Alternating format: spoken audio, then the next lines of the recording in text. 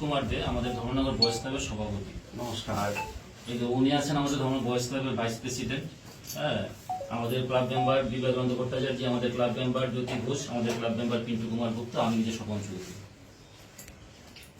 ধর্মনগরবাসীকে নমস্কার এবং যারা যারা সাংবাদিক ভাইরা এবং বোনরা আছেন সবাইকেও নমস্কার ধর্মনগর বয়েজ ক্লাবের পক্ষ থেকে।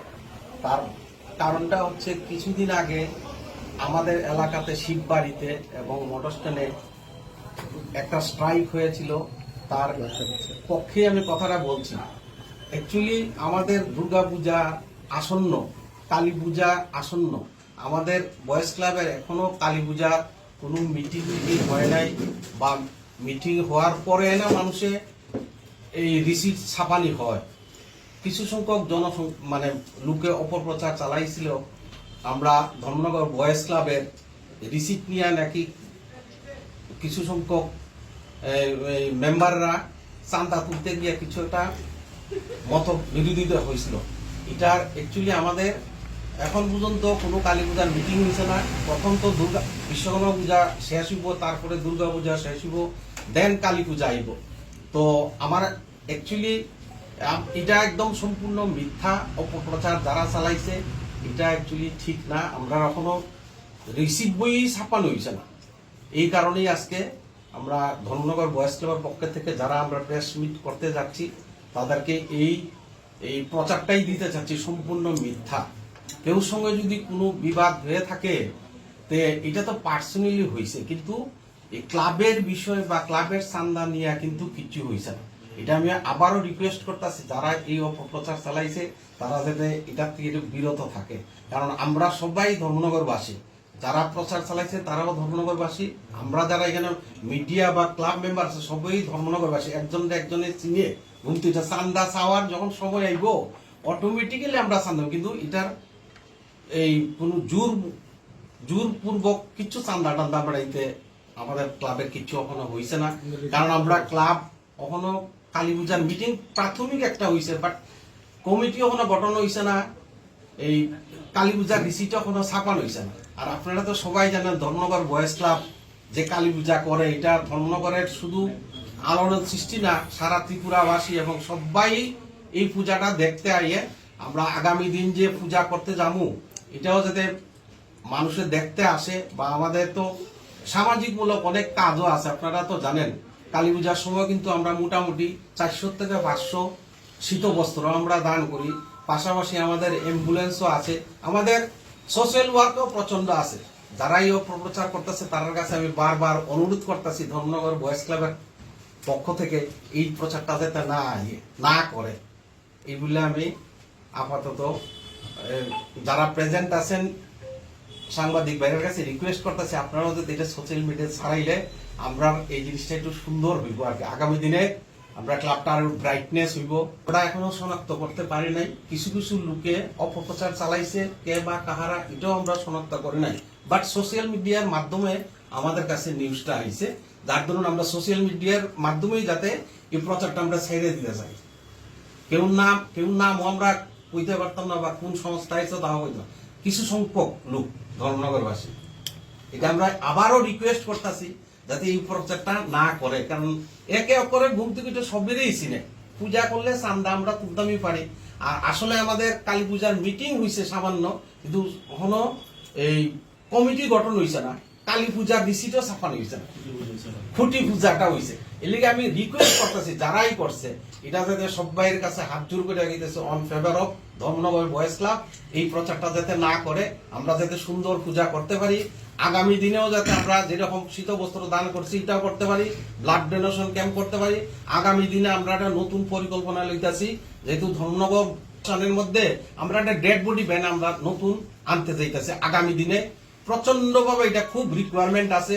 কিছুদিন আগে আমি আমার রিলেটিভরে মারা গেছিল, ওনারে আমি নিজে গাড়ি চালাই লইয়া গেছি শ্মশানে।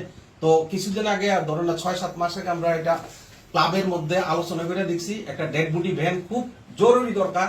আমরা হয়তোবা কালী পূজার পরে একটা ডেড বডি ভ্যান ক্লাবের পক্ষ থেকে আমরা ডোনেশন করতে যাইতেছি। আপনারা সবাই ভালো থাকেন, আশীর্বাদ করেন ছোট বড় যারা আছে, এবং ধর্মনগরবাসীর স্বার্থে আমরা এই জিনিসটা দিতে যাইতেছি। এই যে শুধু বয়েজ ক্লাব মেম্বার তা নয়, আমি তো লায়ন্স ক্লাবেরও এক্সিকিউটিভ মেম্বার। তো ক্লাব পরিচালনা করতে গেলে অনেকে অনেক রকম কথাবার্তা কয় সব কিন্তু সঠিক কিনা এটা প্রমাণপত্র তো আমার কাছে নাই, যারা কইছে তার কাছেও নাই। তো এই জিনিসটা আমি একটু মানে রিকোয়েস্ট করতেছি, তো দেয়ার ইজ নো প্রুফ, এখানে কোনো প্রমাণপত্র নাই। আজকে মনে করেন আমি গিয়া লন্ডনে গিয়া কইলাম একজনের একটা বাজে ব্যবহার করেছে, প্রমাণ তো লাগবো। তো আবারও রিকোয়েস্ট করতেছি এই অপপ্রচারটা যাতে না চালায়, কারণ আমরা তো সব একজনের যদি ব্লাড লাগে আমরা দিতে রাজি, আপনারও যদি কিছু লাগে আমরা দরকার ক্লাবের মানে ছোট ফান্ড থেকে যতটুকুই দরকার। কিছুদিন আগে যেরকম আমরা একটা হেলথ ক্যাম্প করছি, হুইল চেয়ার দিছি, কারণ আমরা এই অপপ্রচার চালাইলে আমরা কিন্তু অ্যাডভান্স দিতে পারতাম না।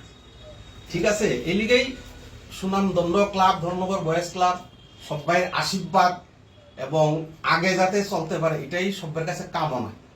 প্লিজ প্লিজ প্লিজ, ধন্যবাদ, ভালো থাকেন। আগাম শুভেচ্ছা দুর্গাপূজা এবং কালী পূজা।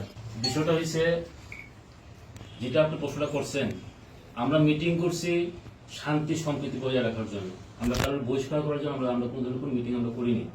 ঠিক আছে, আমরা এটাও চিন্তা করে রাখতেছি আগামী দিনে যারাই এই অপ্রীতিকর ঘটনার মধ্যে জড়িত থাকবো তাদেরকে আমরা কঠোর শাস্তি দেবো। এটা আমরা গতকাল একটা ছোট্ট একটা মিটিং করছি, একদম জরুরি বৈঠক করছি, ওইটা প্রেসিডেন্ট আসলেন, সবাই আসতো ক্লাব সদস্য। আমাদের একটা সিদ্ধান্ত আমরা গ্রহণ করছি যে আগামী দিনে যারাই অপ্রীতিকর ঘটনার মধ্যে জড়িত থাকবেন আমরা কঠোর শাস্তি দেবো তাদের।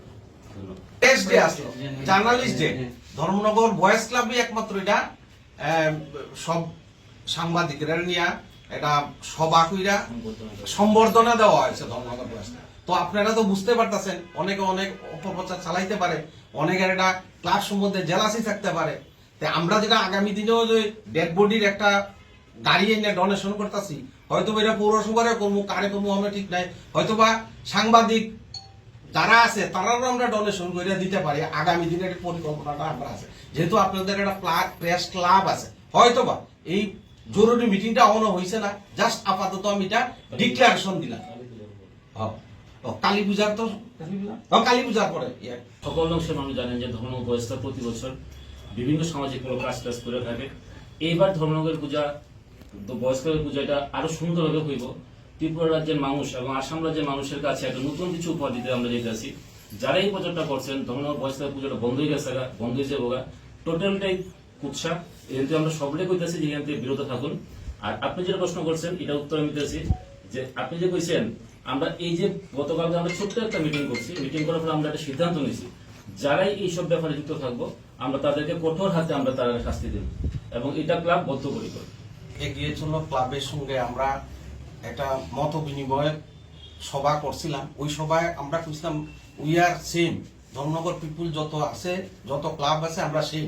শুধু নট অনলি এগিয়ে চলা ক্লাব, অন্যান্য ক্লাবের সঙ্গে আমরা অনেক সময় মত বিনিময় হয় বা আলোচনা হয়, how to develop, how to social work each and other.